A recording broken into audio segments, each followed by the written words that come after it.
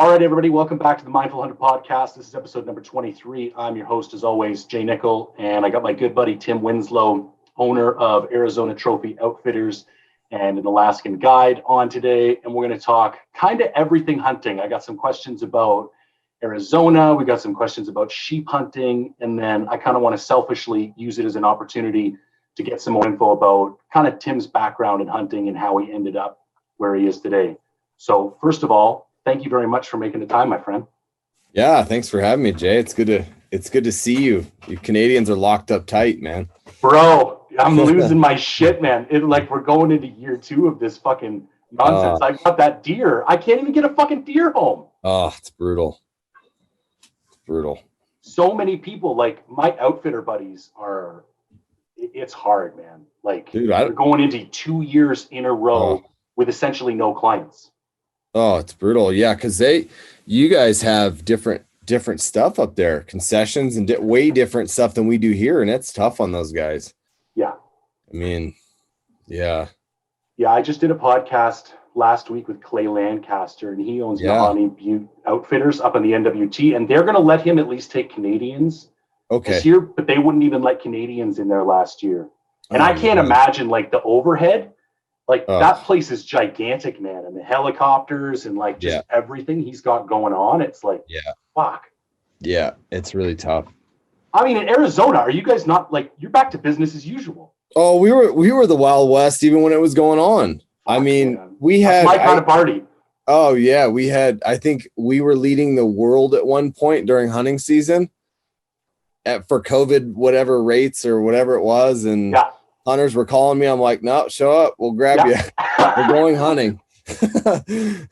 So yeah, it was good that way. And we actually stayed pretty safe. I had a lot of hunters and we did pretty good. So I think, just being safe, hunting is a pretty good thing to do. I mean, the outdoors were pretty hammered with people this year overall, just because everybody was sick and tired of being locked up. So there's nothing else to do, man. So they just instituted this thing in British Columbia where I'm not allowed to travel outside of my health authority. Oh my gosh. So where I go bear hunting is about 8 hours north. And technically, if I go to hunt, they can give me a $575 fine. So I'm just bringing the fucking checkbook. It's like, try, motherfucker. I'm not turning around. Like, I'm not living in some fucking tyranny. If you want to charge me, go ahead. But it's like, and it's like, what? I'm going to go hunt some bears in a field or on a mountain. Yeah. Like, who the fuck am I giving COVID to? Yeah. Anyways. Okay, so like I said in the intro, there's like a bunch of stuff I'd like to talk about today. Yeah. And maybe for those of interested, well, I'll give a quick little background on how we actually know each other. And then if you want to hop in, just go nuts. So like I mentioned in the intro, Tim's kind of one of his primary occupations is he owns Arizona Trophy Outfitters, and they do. And you mentioned guiding was different. Maybe this is a good spot. How does the guiding work in Arizona? Like in British Columbia, people own tenures, and they're like, they get X amount of tags per year, and they're the only outfitter. But that's not how things work where you're from.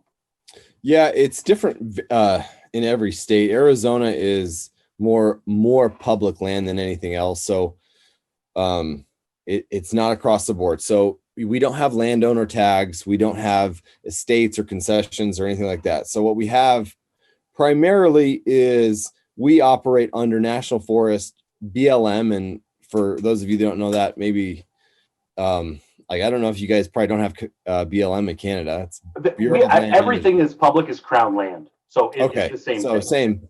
We have like 3-4 different types of public land. So we have BLM, state trust, and national forest. And then there's like national monument stuff in there and some other stuff like that. But yeah, we basically operate on a permit basis through these public resources that make sure we're doing everything right. And that's how it works. Now in Wyoming and Colorado, New Mexico, and parts of Nevada, like you buy, like I have a buddy, Rob Wiley at Non-Typical Outfitters in Wyoming, and he buys access. When you buy a camp, you actually have to do it kind of like you guys do in Canada, is where you have to buy the rights to public access.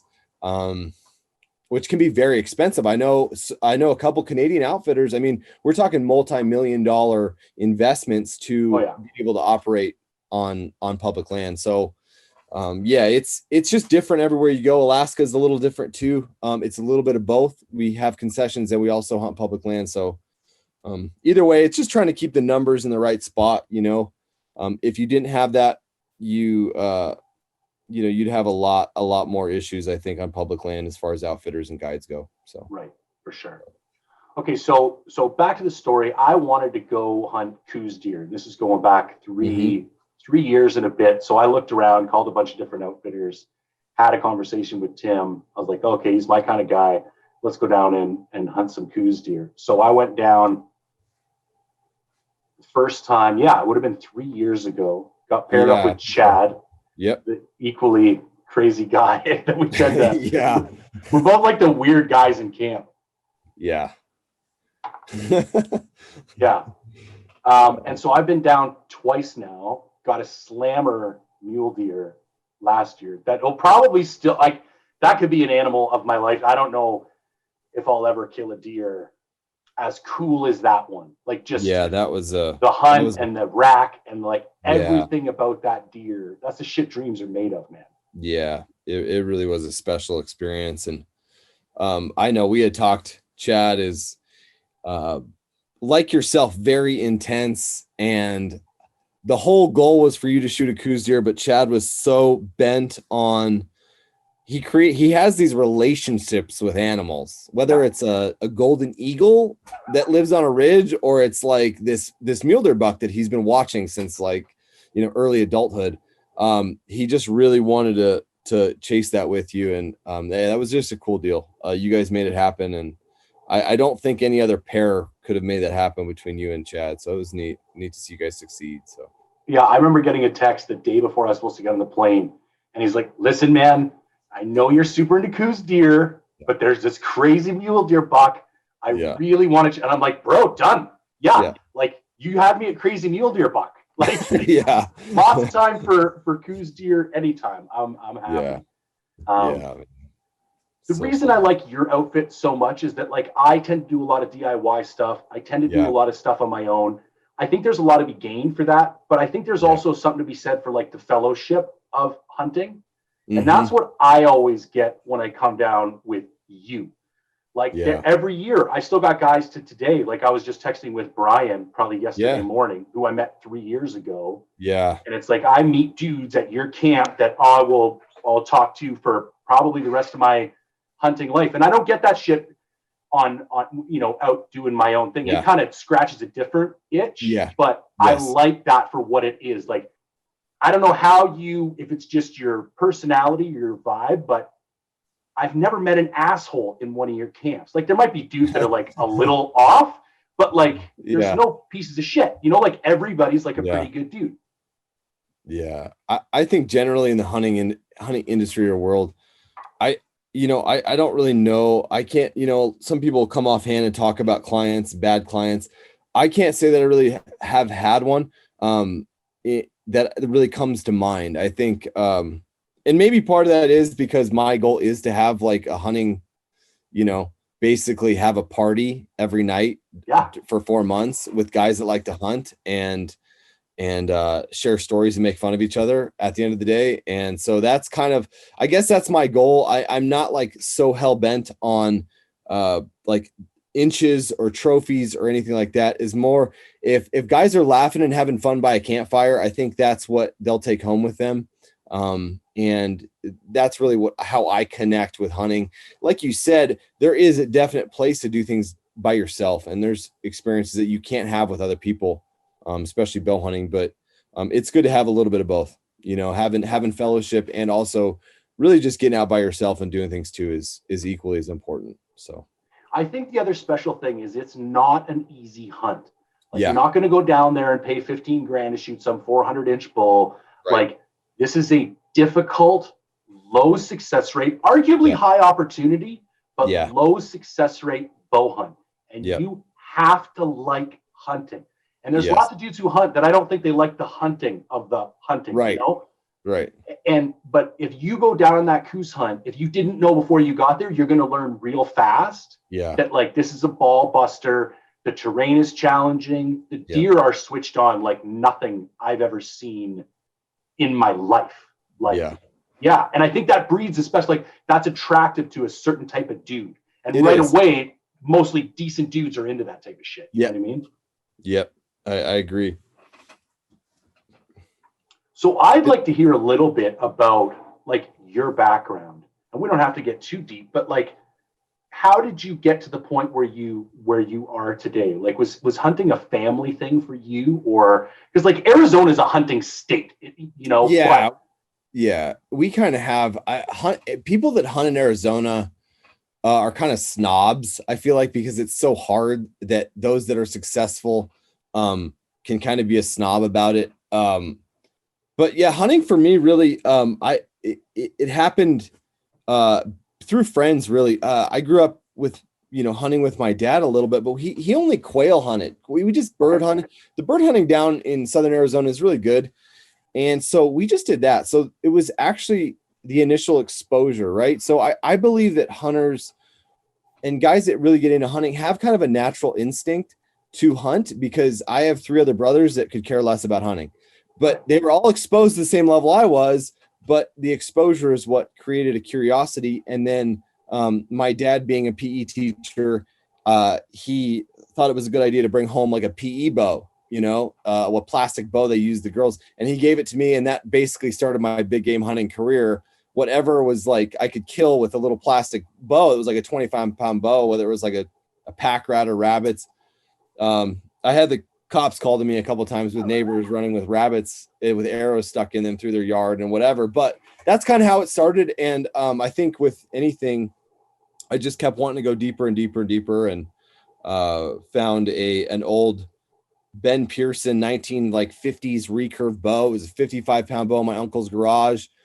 That it was all dusty, and he's like, "Yeah, take it." And then that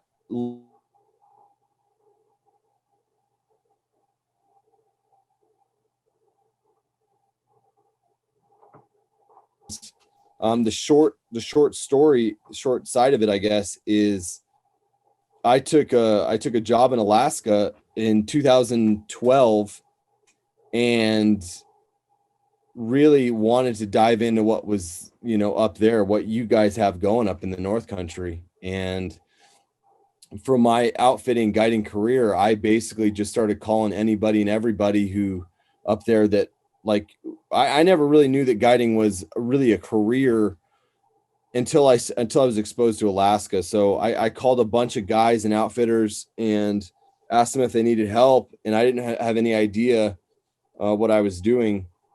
And one of my buddies called me back, who's now my good buddy. And he gave me an opportunity up there to be a packer and start hunting and guiding. And the advantage that I had being from Arizona is I already knew how to spot and stalk. Like that is the definition of Arizona. Like we don't use that's all we do is spot and stalk primarily. So you can hand me a pair of binoculars and I can go find a bear, and then I can be like, yeah, let's use the wind and go kill this thing. I didn't really know how to survive in Alaska because the first 3 years getting rained on, I felt like a domesticated like cat. Like I hated being wet, like completely. It was the worst thing.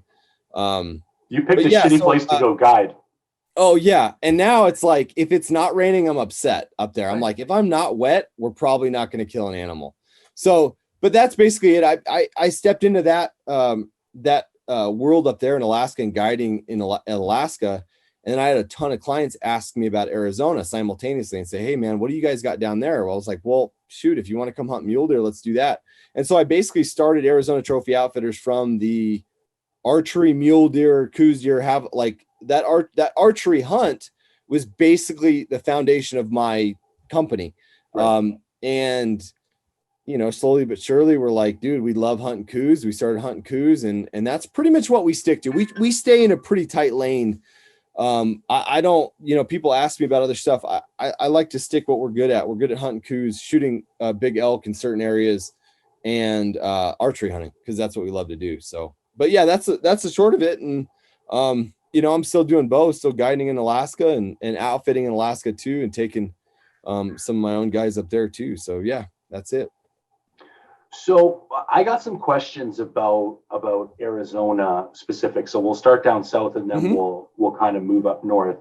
But I don't think a lot of people understand like that January hunt is like an over-the-counter tag. Like anybody can go down there and buy one. The guiding is like, when you compare it to other options, it is not.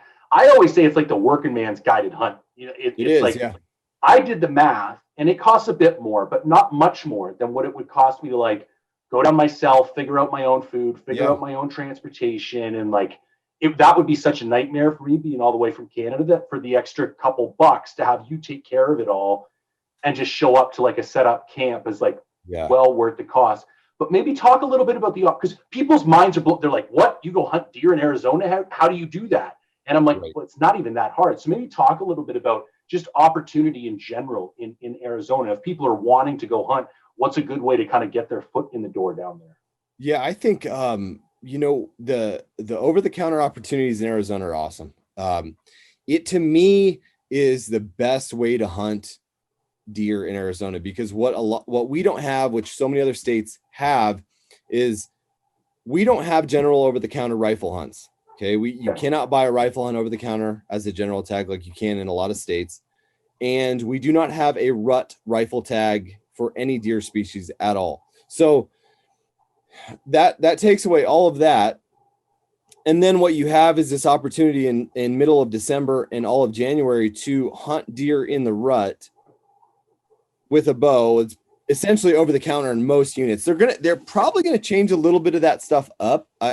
I've been seeing some updates, so they may change some things or close some units every other year or something, which they've been doing. But the opportunity is awesome to get exposed to like especially Western hunting. Like you said, like you're not going to wait 8 years to draw a tag and go chase deer with a bow here.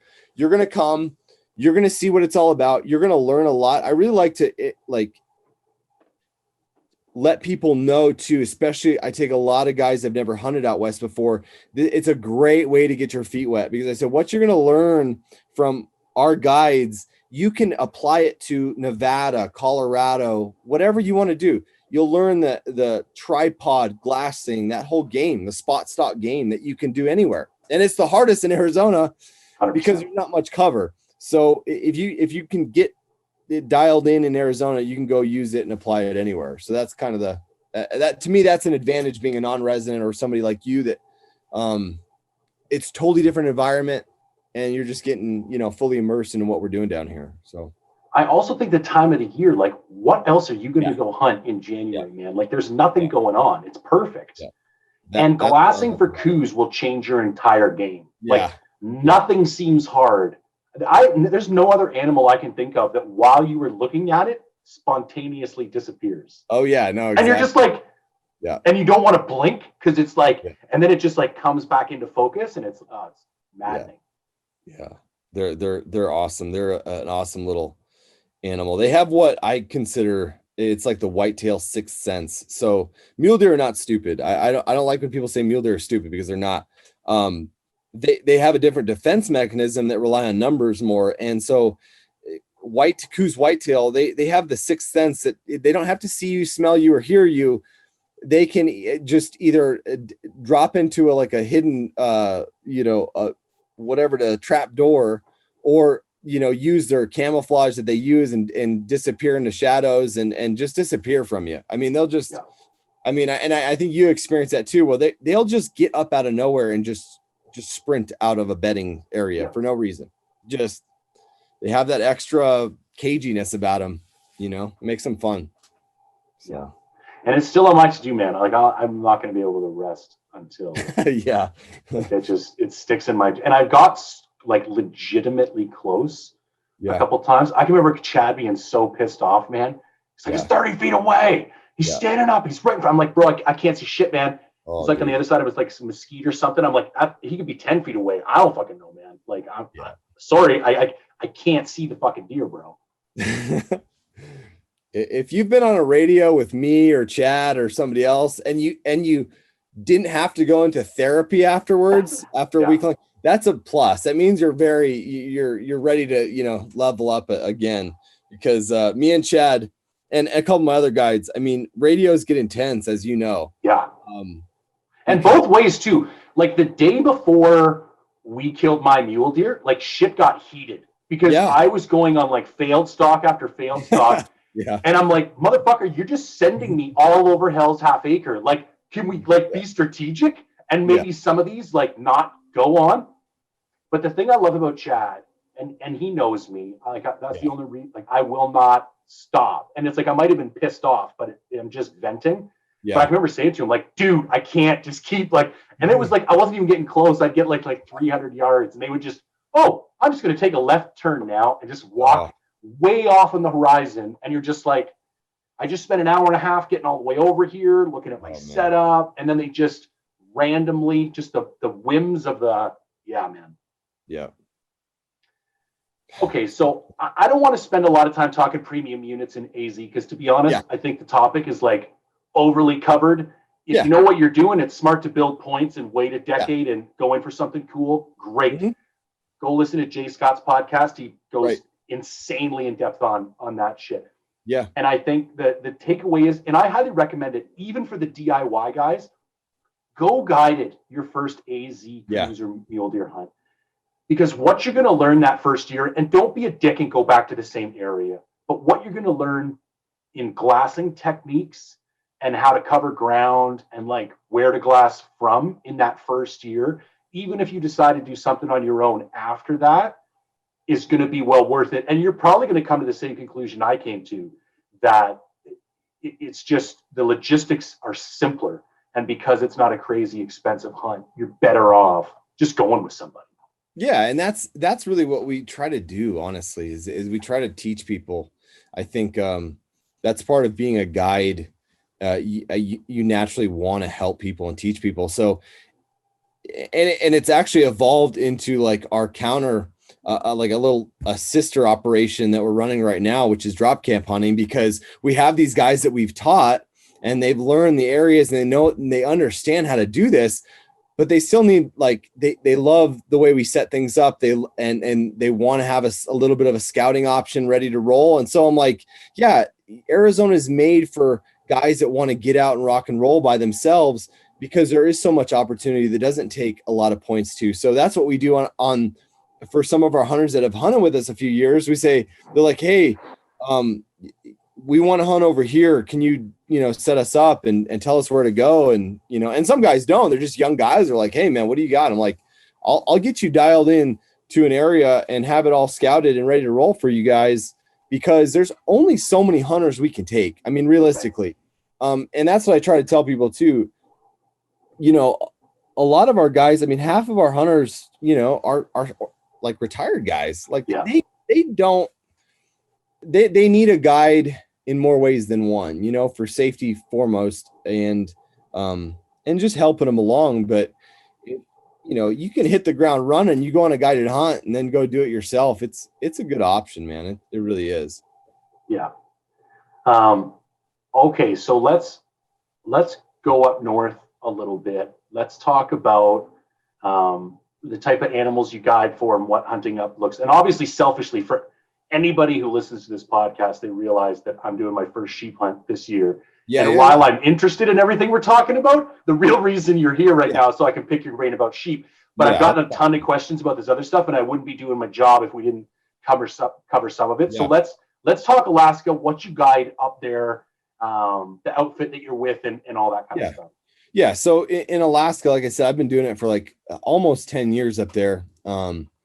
And so it started obviously as a packer, then guide. And right off the bat, I think my first job as a packer, I was on, in the Alpine packing sheep out, like, guiding moose as a packer. So I cut my teeth basically in the guide world on sheep hunting. That's how it started for me. And so right now I have a good buddy who's an outfitter up there, Eric Salatan. He runs Bushwhack Alaska. And so he's who I work with a lot. And I basically guide some hunts for him and then take my own clients as kind of a boutique outfit. So guys that have hunted with me and really want to, I am outfitted. I'm a registered guide up there, but I specifically take guys that know me and hunt with me and want to hunt with me. And that's, I'm more expensive because of that, but that's all I really want to do. I want to kind of handpick my guys that want to do these really, relatively expensive hunts up there and just have a really good time. So that's kind of what we're doing up there. And we do, the Dall sheep season, because we'll start with sheep, basically rolls, starts August 10 and goes through the end of September for the most of it. So that's what we do every year. And sheep hunting is such a love-hate relationship. It is the worst. It is the best and the worst that you've ever experienced on a hunt. I mean, but it definitely helps you streamline what you're doing and how you do it, and makes you realize what you need and don't need, in a like a very primitive, primal way, I guess. Before we deep dive into sheep hunting, we do moose hunting, brown bear hunting, all that stuff. We do all that stuff, and it's pretty epic. I mean, some of those moose and some of those brown bears that come out. I'm getting my crap packed up right now. I'm gonna leave in 2 days to go brown bear guiding, and it's gonna be pretty epic. These bears are giant bears, and it's one of those things you got to be ready for mentally before you step into it, and more so than like a Coues deer. So are you? Let me ask you a question. What are you specifically? What's your sheep hunting situation looking like? Like, what's your plan? Yeah. So here's the deal. So I'm going with two guys. We've met and hung out a couple times now. We've never hunted together. The one guy's been on 6 hunts, but has never taken a sheep. Okay. The other guy has been on one other sheep hunt, but never taken a sheep. Younger guys, mid 20s. Okay. But good guys, like they get after it. You know what I mean? Mm-hmm. And we're flying in. I can say Northeast Rockies. That's not, right. That's kind of where most of the over-the-counter, it's stone sheep that we're going in for. Okay. So we're going in for, it'll be 12 days total. So probably 10 hunting days in the middle. Yeah. And what you would basically expect, like we're getting dropped off in the heart of the Rockies. We have some decent intel from kind of reliable sources that the general area that we're going in, and a couple ridges in particular, have been known to hold sheep in the not too distant past. So we feel like we're basically on the right track. And then we're doing the typical full on backpack hunt, maybe leave a couple extra things down at the strip, but basically plan to do a big giant loop. And if we end up tagging out and have to come drop some stuff off at the strip, great. But other than that, we're not going to come back until we see the plane, or until we're either out of time or tags are filled. The kind of side benefit, it's also a really good elk area, and elk open for our second week. But it's more like, listen, if we're walking out and something happens to be around, priority is sheep 100%. And we're all going pretty well set up. Everybody's going to have good glass. Everybody's going to have their own tent and set up. So we haven't talked about a lot with the other guys yet, but I think there'll probably be some splitting up going on, just because it doesn't make sense to me, at least, to have 3 sets of eyeballs looking at the same base every day. Is there anything else I'm leaving out, or does that give you the general? Yeah, that's good. I just knowing numbers and those things. That sounds like a good idea, just from a hopefully you guys are successful standpoint, because you guys can keep hunting. Those that one guy, whoever shoots the sheep, he can do the marathon. I mean, and get the sheep back to the place, and where you guys can still keep hunting. So. That's a good way to do it, and it's a safety measure. I mean, it's great to have people you hunt with in the Alpine like that. I mean, and we are in Grizz country too, so that was the other thing. And we're gonna go. I didn't say this, but it's gonna be a rifle hunt. I mean, someday I'd like to take a sheep with a bow, but I think just one step at a time. Right. Yeah, that's Yeah, all those things. I'm like in my mind as you're talking with three guys, I'm like, all right, so you can leave out like 2 sets of binoculars, have 2 rifles. Like, I mean, there's a lot of things that if you never want to leave like your gun, but like honestly, if I'm going with a couple guys that I know, I mean, there's definitely some weight you can cut right now just by. Okay, no, let's hear it. I think I know we're only taking 2 rifles because Okay. the third guy doesn't have a crazy nice gun and the other Right. guy's a bit of a gun nut. So it kind of works out well that Perfect. I'll bring my 300 and Yeah. then he's going to bring his. And so there'll be 2 guns. So there's an example of something we're doing already. Right. No, that's perfect. Yeah. So leave one gun for sure behind. There's 10 pounds right there, including ammo, depending on, optics are not, I mean, it's kind of the same thing. I mean, you don't need 3 spotting scopes. Right. I would say have everybody have binoculars just because but 3 spotting scopes might be a little excessive, especially if it's not nice glass. Yeah. You just want the best. It's like, when you're up there and I'm looking through like my, Swarovski BTX 95, blah, blah, blah. You wish you had like, you wish they created something that NASA has something that you're like, oh man, I don't care about weight for glass. Like weight means nothing because that's the whole reason. That's how your success is based on what you can see sheep hunting. It's not how good you can call a moose in or like, tracking elk or something like that. You literally like, if that's your lifeline, even a rifle, like you can have a 30-06 with an 8-power scope and be very successful sheep hunting if you've got a giant, Zeiss spotting scope, because that's all you really need. So, okay. So here's a question for you. So that's exactly what I do have. I've got the Zeiss Harpy at 95 millimeter. Yeah. I affectionately refer to it as the Eye of God. Yeah. Now for binos, I've got the Zeiss Victory 10x42s. Yeah. And I also have my Swaro 15 power SLCs that I use for coups. Because I'm a moron, I was like, I could just bring both. Which of those 2 would you take? I think the Zeiss are slightly better quality, but the 15s are so nice for that kind of mid-range glassing where it's a little too par for binos. And I'd like to hear your thoughts on that. Are you I carried 15s on my chest for years, and I might end up going back to carrying 15s on my chest again. Yeah. I would obviously would not take both, but if you're planning on, this is kind of one of those questions where, are you going to be glassing off a tripod? 100%. Binos. 100%. Okay. So yeah, I would take the 15s. You're not going to regret it. Okay. I would leave the 10s. I always, like right now, I don't have an extra range finder. I have my 10s in I have a range finding pair of binos. So okay.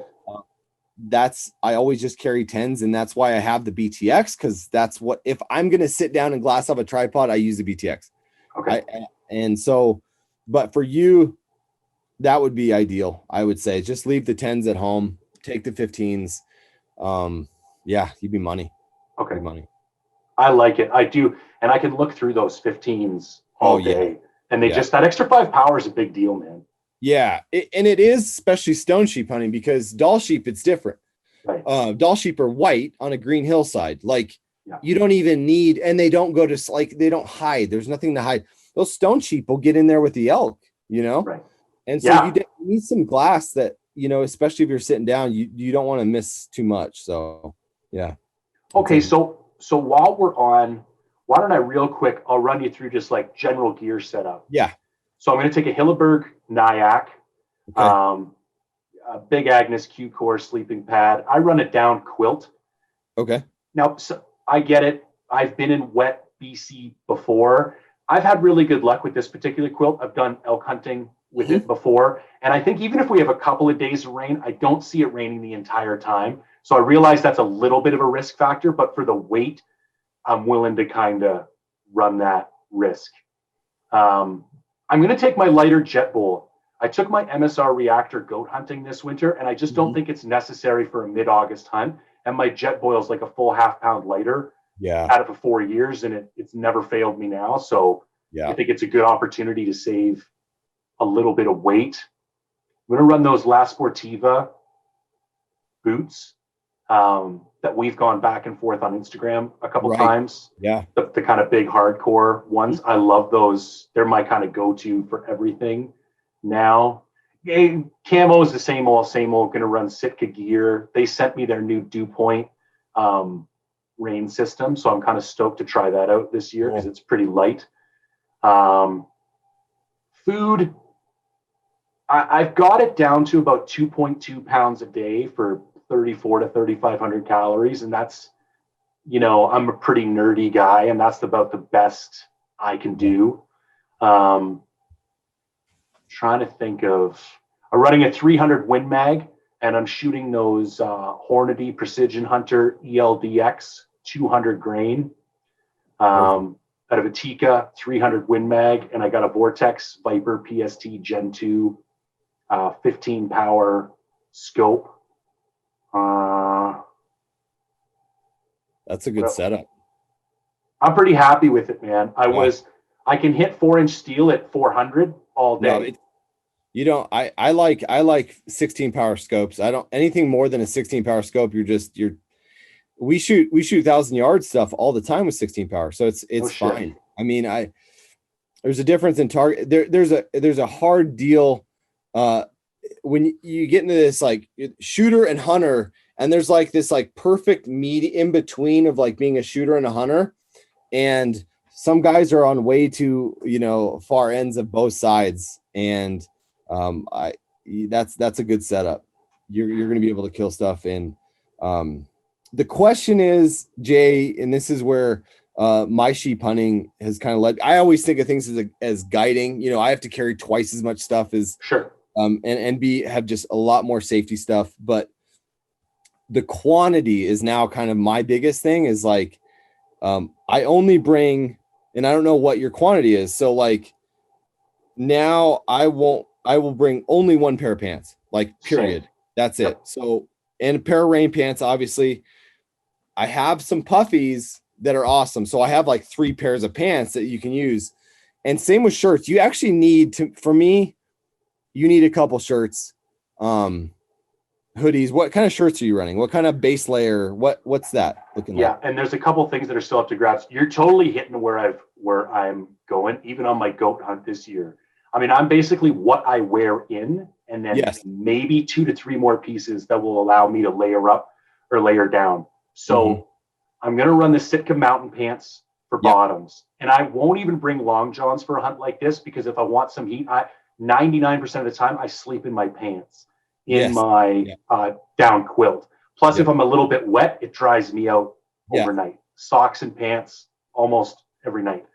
And then for the upper, and this is where I'm still kind of up in the air. So I have a Sitka Core lightweight hoodie and a Sitka Core heavyweight hoodie. So that's a nice like combo layering option that I could just bring. The lightweight is really lightweight. And it could be pretty chilly still in August where we're going. Like it's known to dump snow sometimes. So probably bring those 2. And then I really fell in love with the Sitka Kelvin Active Jacket. Yes. My goat hunt. It's kind of like a puffy, but also kind of like a soft shell. And I found it was a little more, when I put my Stone Glacier puffy on, if I do anything but sit down, I start sweating like a pig. Like it is not, it's great around camp, but it's not real functional for if it gets a little chilly and you just want to layer up. Right. So I'll probably leave the puffy and bring my Kelvin Active Jacket. And then I'll also have my rain jacket. So if it's like real cold, I can just put the rain jacket on top of the Kelvin Active Jacket. Now I've got my wind stop, and then I've got a couple layers on underneath that. The only other, so that's basically my setup. 2 pairs of pants, and I keep bringing my puffies and puffy pants and not wearing them. So it's tough because we will be glassing a lot in the mornings. So it's like, and my Stone Glacier puffy pants are pretty light. Like I think they're sub a pound. They might be 11 ounces. Yeah. So let's say that's a possible bring. But other than that, the mountain pants, the rain pants up top, lightweight hoodie, heavyweight hoodie, Kelvin Active Jacket, and the rain jacket. The only piece that's debatable right now is like a really heavy puffy, because they have had, I've got that Sitka Windstopper hoodie, which is kind of like a sleeping bag. jacket. It's super warm, but they've had some crazy weather in August. The last 2 years in a row, people have been shut down from sheep hunts because it snowed so hard. So part of me is like, that's one of the pieces that you could bring it. And if you land at the strip and you're looking around and it's like, I'm not going to fucking need this, stick it in a dry bag and leave it at the strip. Yeah. Anyways, that's about it for clothes as far as I like that setup. I think sheep hunting is kind of a funny deal because you literally go from 0 to 100. Like there's not a whole lot in between. You're either crushing mountains or you're sitting still. Right. Like there's not a lot. You're like, that is sheep hunting. You are burning like thousands of calories, or you're like sitting on some sheep for days at a time. So the one thing that I really have grown to like, and I like where you're going with, I'm really protective. Like I don't sleep very warm. Like I have like really warm stuff. So hooded, like puffy jackets are like, that's my, I don't mess around. I go biggest hoodie, puffy rain jacket, but I like that in between. I think I would leave one, either your heavyweight Sitka or your midweight, that Kelvin Active. Maybe think about leaving one of those when the time comes at the strip, because those probably have the same properties. The one thing that I think you might want to look at is like a merino shirt, like a t-shirt, just to like I sweat profuse. I think you do too. You sweat a lot. Okay. So like a pig. So hiking a t-shirt. I started doing that and it saved the rest. So when you get to the top of a mountain, you can literally wring out your shirt, but you leave it out, you let it dry, and then you put dry stuff on immediately and hang out in glass. And it will change your game. I like this. I know guys back in the day, they would hike in underwear. They would wear like whitey tighties and hike up, and not so they wouldn't mess with their clothes. This is like, sheep hunters in the old days. But that same kind of mindset, and it's really helped me a lot. This last couple of years of sheep hunting is like, you're going to torch some clothes, especially if it rains, right? So if you guys got to hike in out of thick stuff. Yep. That's exactly what's going on. And you've got brush and crap. Keep all your nice stuff in a dry bag. Don't even touch it. You're going to be wet and cold and burning thousands of calories. But when you get to the top, you take all that crap off, wait for the right opportunity, let it dry, and you'll be toasty, man. That's the ticket for me. I like that, man. And I've got a couple of older of those First Light Merino like base layers, and they're kind of like, they're almost like too thin now, but they're perfect for what you're talking about, because they weigh next to nothing because they're 3 years old and like and almost rubbed raw, but they'll dry super fast and just give you that layer for hiking. That's a good tip. I like that one. So let's talk about, because one of the things I'm really interested in is like, hunting a nocturnal animal is kind of shit, because you're like up at the crack of dawn and you're either going to catch him as the sun is coming up or catch him as the sun is going down, and it's not a lot you can do. Even elk hunting in the rut is the same kind of thing. Right. Sheep don't behave like that. So what's your typical like schedule? Obviously, you're just going to respond to things as they happen, but how do things tend to play out as far as the hours of the day go on a sheep hunt for you? Well, being up further north too, is that the days are long in August. Yeah. So my mindset, and not everybody's like this, my mindset is really long days, is get enough sleep. So what you lack in calories, make sure you get it in sleep, because that will help you last 10 days, 8 days. Guys go too hard and they break by day 5 because they don't understand it's a marathon. Whether you kill a sheep first day or not, you have to prepare for that long marathon type hunt where your body, it's going to take you 3 days to adjust to caloric deficits. I mean, it really is your body. And I've noticed by day 3, my body is running on such a proficient level that I don't need the calories that I did when I was hanging out watching Netflix 2 weeks ago. Like you don't get hungry. You supplement with like coffee and chewing gum, and all of a sudden you're like, dude, I'm not even hungry and I'm crushing these mountains. Yeah. And that's the biggest thing to me is sleep. So it isn't like an elk where you're like up at 3 a.m. calling them and doing whatever. To me, it's more of, how can I hunt the best for the longest amount of time? So that may mean 12 hours of sleep and 12 hours of hunting, especially if you're up on a mountain too. If you're going to have to grind it and hike, the next day, get sleep. where you're like down low and you're not seeing any sheep, and we're like, hey, tomorrow we've got to go to that next range. That's the night where you're like, okay, get your extra 2 hours of sleep, recover, and do it right. And that's my mindset. That's how I try to get my hunters to kind of follow that mindset too, is that, look, we're going to push it, but we're going to make sure that we're doing it right and we can last. So that makes so much sense. And I've never really articulated it before, but there's 2 takeaways that line up exactly. I always go too hard on the first day. Mm-hmm. And this goat hunt was the first year I was able, and it took everything I had, man. It was like, I still had daylight. I'm like, no, you're going to stop, man. Yeah. You're going to set up camp, because otherwise you're going to burn yourself out, and it's going to take you 3 or 4 days to recover. And the other thing is, I've always found it's like day 3 is when I hit my stride. Mm-hmm. Doesn't matter how well trained I am going into a hunt. It's not until day 3 when I'm like, everything feels fluid. Like I can just go, and I don't run out of gas going up the hills. Like I don't get that same burning. And the same thing with the food, man. Like that deep hunger, you almost hunt past the hunger. Like you get to kind of a different spot. That makes a lot of sense. So what do you got for like glassing techniques? Like obviously doll sheep are different than stone sheep, but they're both thin horn sheep. I'm sure there's behavioral characteristics they share. Stones do tend to be more in the timber than doll, but like in general, I'm sure there's similarities. What's your strategy or kind of how do you tend to think about glassing for sheep in general? So other than just the basic, doing your basic glassing patterns or, grid searching it, the biggest thing with sheep, I don't care what it is. I know it's the same for stones. Just, you have to stay relentless. You'll stare at an empty mountain for 3 days or however long, and that sheep can come over that ridge. So many times I've had to convince hunters, I'm like, listen, we're going to burn so many days to get over to that mountain. Well, let's wait, let the sheep come to us, because we don't see them yet, but they may be feeding on that grassy, like south facing green patch.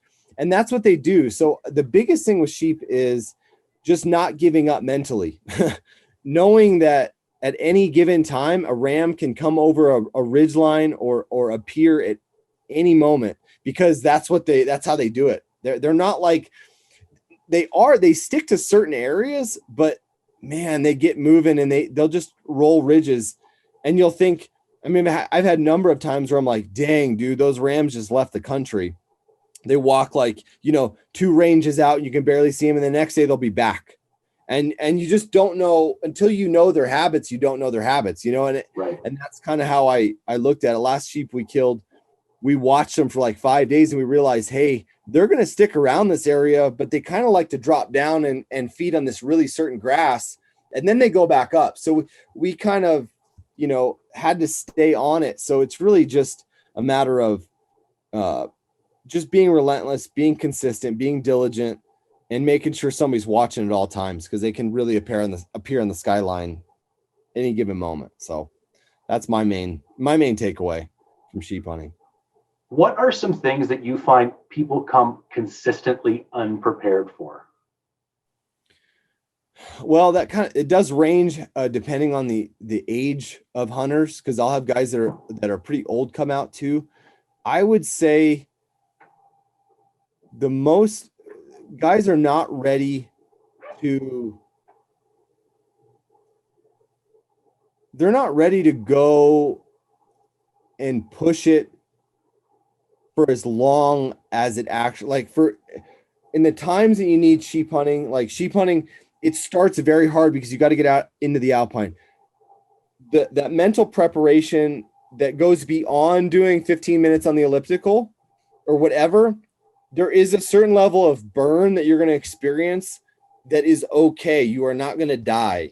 Right. But that's what I feel like a lot of guys come in and they're like, oh yeah, I've been on tough hunts. And even in Arizona, you get guys like, hey man, I've done elk hunt. I'm an elk hunter. And I packed out this and that. I'm like, okay, take the worst elk pack out you've ever had. And now that's every day sheep hunting, every single day, where you're like, oh man, it took me 2 weeks to recover. Now, like I said, some days you get up in the alpine and you're hanging out for 3 days, camping, watching sheep. So that's great. You're restoring, you're getting rest and all that. But I think it's people doubt the level that they can go. They can doubt They doubt how hard you just have to convince yourself you're not going to die. You're wet and cold and hungry. You're really not. And so that's kind of the mindset that a lot of guys fail to bring. And really it does come down to a mindset, is that it's going to suck, but it's okay. Like you're going to make it, you're going to survive. As far as gear goes, a lot of guys bring way too much crap and wrong material. That's, I mean, the bottom line. They'll bring crap. They'll bring, you know, what you'd expect, some kind of cotton polyester blends and stuff that just, you know, all the general stuff that I know you've talked about, new boots and crap like that. You're just like, you're better to bring your hiking, you know, your tennis shoes than brand new boots. So back to the kind of mental component, have you found any ways to help prepare for this? Like, are there any particular physical activities or mental activities like that you find can be beneficial for people to do? What I like, and I have an advantage. I live right next to like these mountains, and I do a lot of trail running and I just crush myself with elevation runs. But guys that live in lower elevations and that don't have that access, the thing that I like the best that can mimic new experiences with hiking is a Stairmaster. So it's the one piece of equipment that guys are like, I live in Florida, like I can't do this. I'm like, dude, you can find a Stairmaster, because I've been on a Stairmaster. I'm like, that actually feels like the deep burn that feels like walking through tundra and into the alpine for hours and hours and hours. And it's just knowing that like you've experienced that, so your legs are not going to quit. You know, it's getting your legs to that level.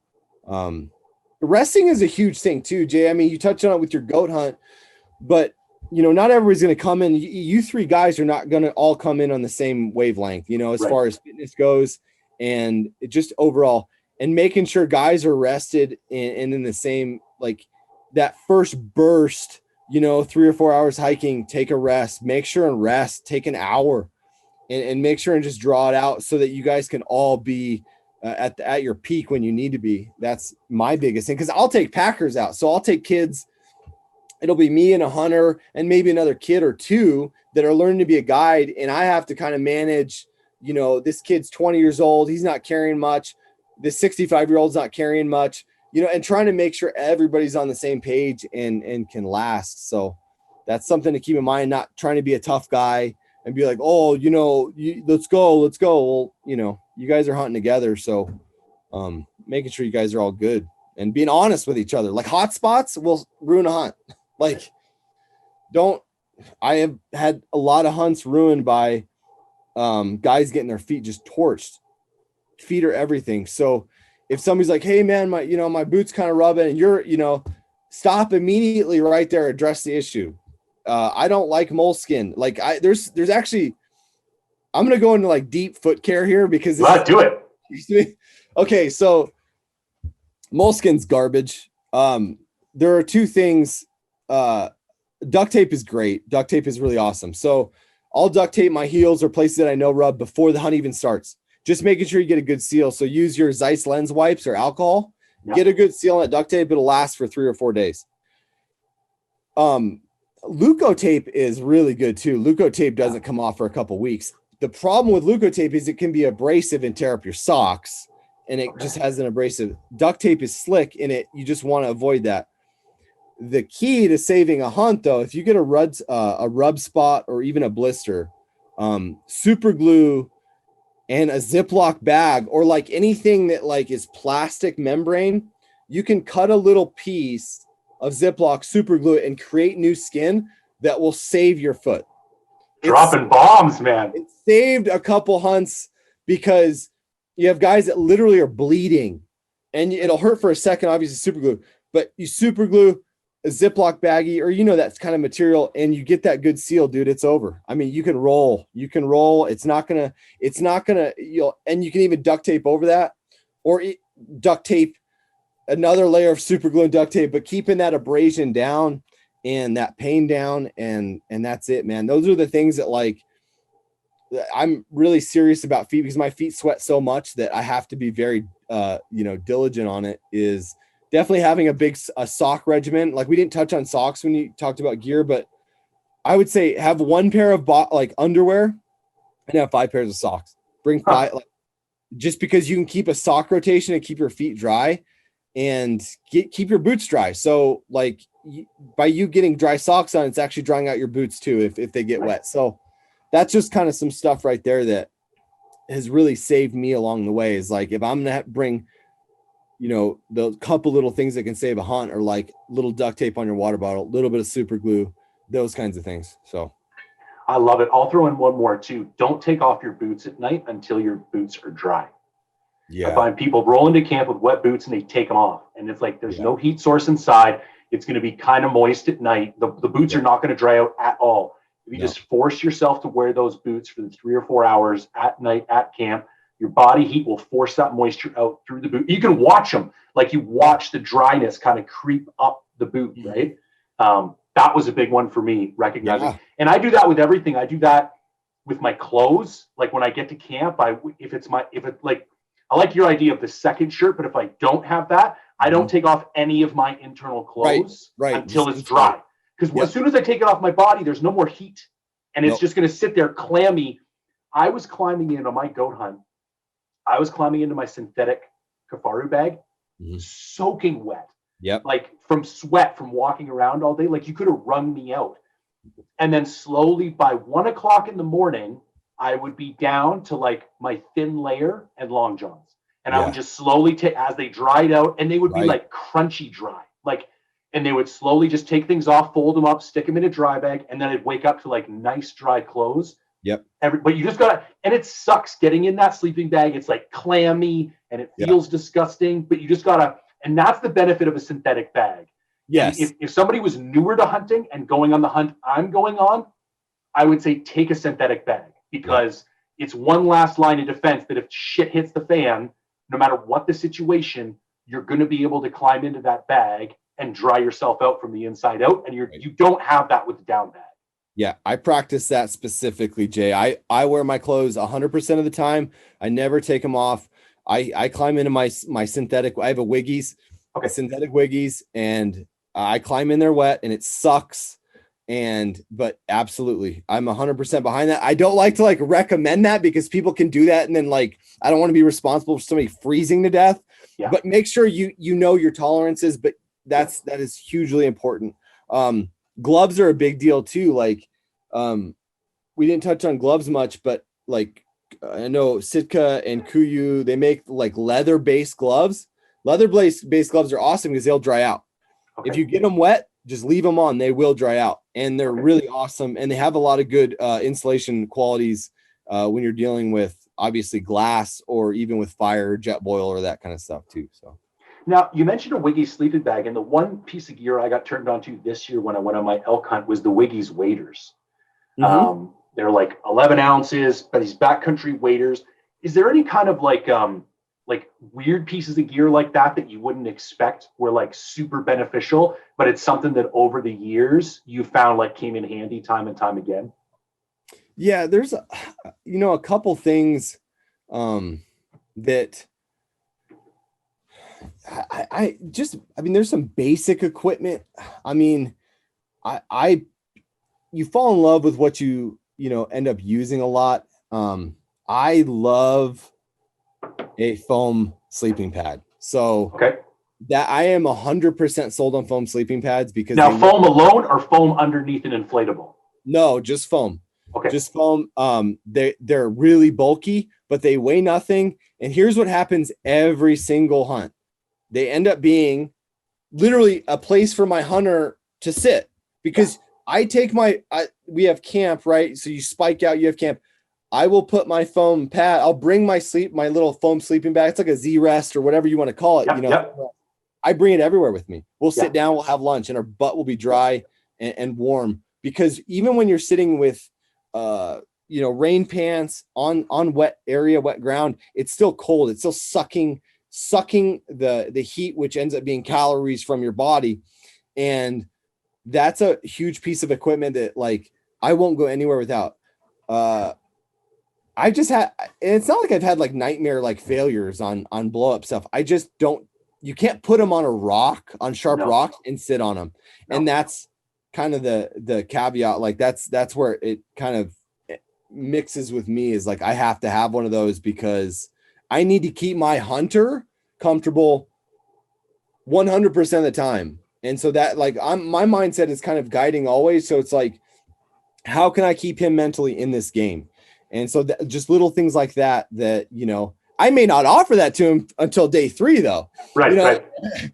It depends on the morale. Like, you know, so if the hunt needs a boost, we'll do that. Other than that, that's kind of my main piece of gear that guys go either way on. No, see, I love this. So what happened when I was preparing for the goat hunt this year, somebody told me to take a Z Rest, because I've always carried the little square one, the ZC, just for a glassing pad. And they're like, no, buy the full one and cut it down to 3/4 length, because that's what you're going to have to lay in the snow to shoot. And you might have to lay there for an hour, and you need something to lay on. And I found, because I already had a winter blow up pad, I would put the 3/4 one underneath when I slept. And every morning when I woke up, I would just pull it out from underneath my pad, fold it up, strap it to the back. You don't even got to put it in the backpack, because it's that closed cell foam, and the water would just slide right off of it. And anytime I stopped, and dude, it weighs like a couple of ounces. And I've already thought to myself for this year, it's like, I'm bringing that because it's really just a ZC on steroids that you're paying a couple more ounces for. But I found it was so much more versatile. Yeah. And like the extra padding and the extra R value going underneath.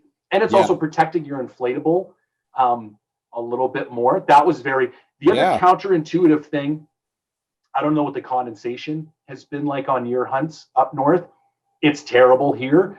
A guy told me to bring a blue kitchen sponge. When you wake up in the morning, you just keep it right beside you. And before you like sit up and cause your tent to fucking rain all over you, you just wipe the walls and squeeze it outside the door. Dude, that's clutch. Dude, blew my mind. And you end up squeezing out like a half a liter of water. Dude. And you just rub it. And it's like literally like it weighs nothing, 6 inches by 4 inches. Yeah. And you just wipe it off, and then you sit up and nothing comes down on your sleeping bag. That's clutch. Really I'm gonna try that. That is, I like that. Yeah.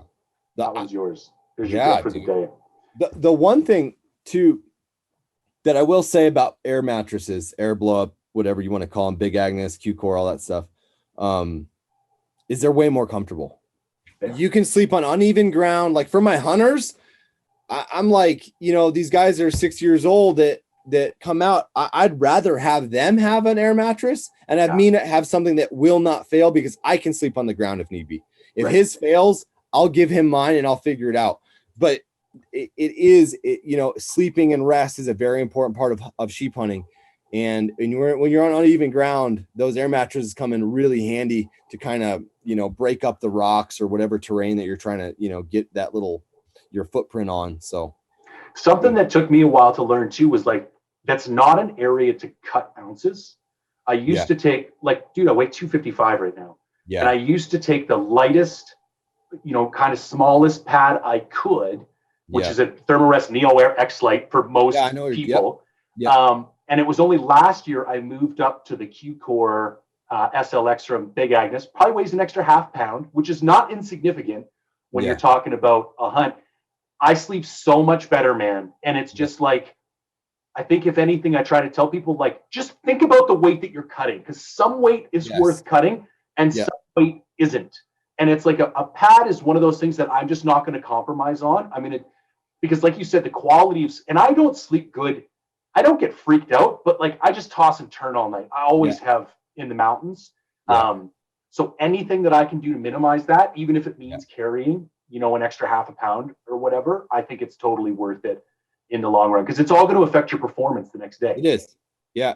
At the end of the day, it is a fitness performance based hunt. I mean, that's what it is. And you don't have guys that are competing in the Olympics or big competitions that, you know, they're very concerned about sleep. I mean, they're very concerned about rest and that kind of stuff. So, I mean, that's really what you're undergoing is it's a fitness type test, and longevity, long days, long nights. So I like that. And that's my, you know, I cringe when I see some guys talk about sheep hunting and they're cutting this and they're cutting that. And I'm like, you know, just like with optics or whatever, you're like, Right. dude, like, okay, take a 45 power scope out there. Good. Like thumbs up emoji, like go for it, dude. Like your whole hunt is based on whether you can see the animal. Like, and what we're talking about with you specifically, because it's the same thing, is legality. Yeah. Like you want to see, you want to have you want to be very, very sure. You want to be 100% sure when you pull the trigger, you're going to take that home and you're not going to get arrested. And so that may mean you don't have to like bump a bunch of sheep by getting 400 yards from them and trying to see them with some crappy optic. Like those kinds of things. Sleep, you can't play games with that. Footcare, you can't play games with that. And the optics, you can't play a game with that. I will sneak up with an open-sighted, like the 8mm Mauser from World War II. The gun means nothing to me. Whether or not I can kill the sheep, that's what really means the most to me. So that's my mindset, is like, you know, it's having a good gun is 100% important. But if it's good gun or good optics, just thinking, you know, it's all about what you can see. Okay, so I want to be cognizant of your time, so we're going to wrap it up here, but there's one last topic because you just brought it up and it begs some further discussion. I did just do a whole podcast with Clay on aging, so we don't have to get crazy extensive. Yeah. But you being a guide specifically, I would think it's even worse, because it's like you're not just taking responsibility for your own actions. Now you got to take responsibility for somebody else's. So maybe talk a little bit about how do you deal with that? And what are some things that are like are just full-blown confidence givers? Like, what are you wanting to see before you are 100% confident that they can take that shot? Or things that you see that it's like, nah, that's a warning bell. It's got these other 3 things, but that one thing, I don't like the looks of that. We're going to take a pass. Yeah, it is a big deal. It's the same way. What do you guys, just so I know, you're 7/8 or it has to break the nose? It has to break the nose. Okay, so that's or be 8 years. Okay, 8 breaking the nose or 8 years. That's your qualifications. Okay, and all these are so ambiguous anyway. Yeah. When it really comes down to it, so it's similar what we're dealing with. We have an 8-year minimum, and it's got to be a 360. So it's got to break. It's got to come above the nose and actually break the plane of where the horn starts at the base. So anyway, honestly, what it comes down to is seeing a bunch of sublegal rams. Seeing a lot of rams, seeing a lot of sheep. You'll have conversations, you and your buddies, when you're out there, and hopefully you'll find a bunch of rams, and you'll have these discussions where you're like, I don't know, maybe that I don't, you know, and you'll keep talking about it. My biggest piece of advice is, and what I've noticed is, walk away. Okay. Just walk away. Just forget. Like, there are sheep that are on the bubble and close, and they may be legal, and they're just kind of flirting with it, but it has to give you confidence, and that just comes from seeing a lot of sheep. But like, I'll see sheep from 2 miles away, I'm like, yeah, he's good. I don't even need. What you want to see first, obviously, is heaviness, you know, mature. Like, if you're seeing sheep from a long ways away, which most of the time you are, you want to see bases. Okay, so good bases, if you see good heavy bases, and then they're too far away to actually see the ram, that will give you incentive to go look at it. If you're not seeing heavy bases, forget about them. Stay where you're at. If you're not seeing, it can be so hard. What I prefer to do, if I'm not seeing the right angle or whatever, we need to get a little closer. Definitely phone scope it. I can't tell you how many times that hunters will be asking me and all this kind of stuff, and they'll be, you know, talking to me a lot, and all I'm doing is I wait for the right angle, I press record, and he's giving it to me right now. This is the angle where I can define his legality. And then later on, I blow it up, you know, I get on my phone and I really make time and see what he's got, because your mind can play games with you. Did I see it? Did I not? Did I see that break of the nose, or did I not? And you're like, man, I thought I saw it. And you'll talk to your buddies who may, you know, like my hunters, same idea. Oh, he was good. He's good. We need, like, no, I know he's not good, or I know he's good for sure. So that's just one of those things where to me, phone scoping gives you that extra confidence to pull the trigger because you've seen it, you slowed it down, you know your mind's not playing games with you.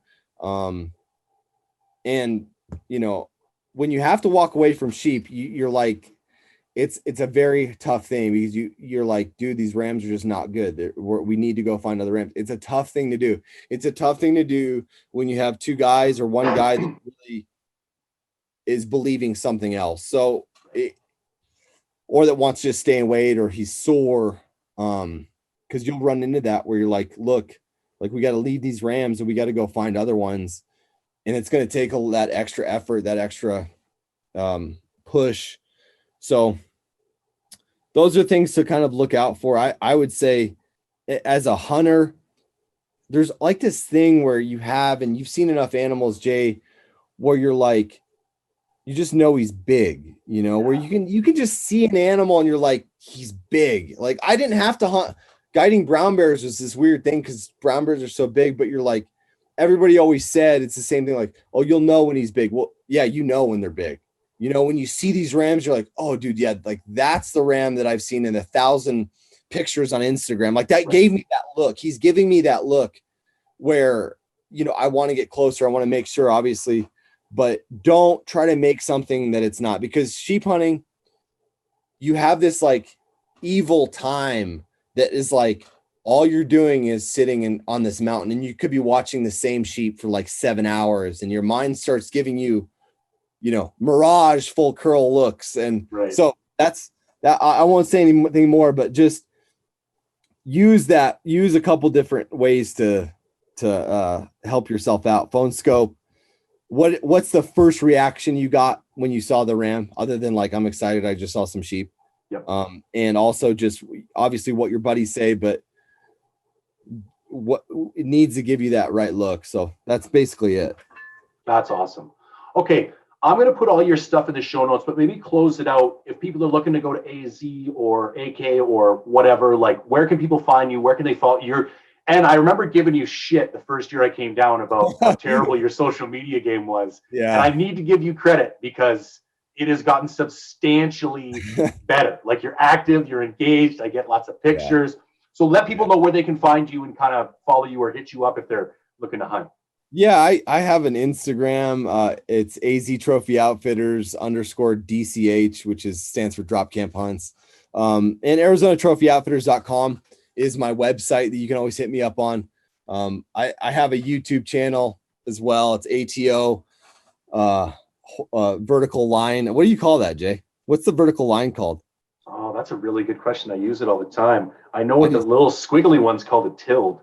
But I don't know what the vertical line's called. It's a line space DCH. So ATO DCH is my YouTube, which I throw a bunch of stuff on. But yeah, that's it. You can hit me up anytime. I give my chosen clients my inReach number when I'm hunting. No, I don't give anybody my inReach number. I'll be in inReach in a couple weeks out bear hunting. But that's another thing too that I'm sure you've talked on a bunch, but inReaches are really helpful. To send emojis to your wives and girlfriends and whatever.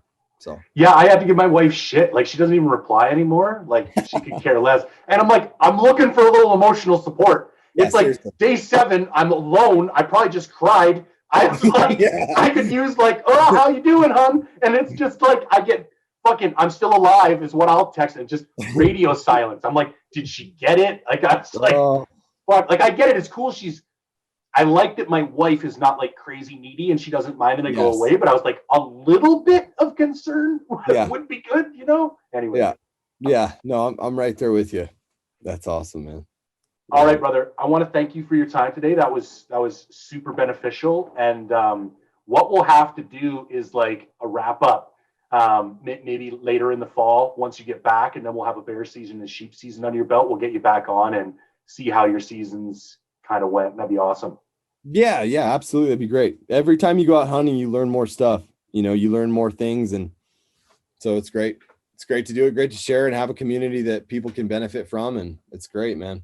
Thanks for having me on, Jay. My pleasure. All right. Thanks, brother. Be well. Yeah. Take it easy.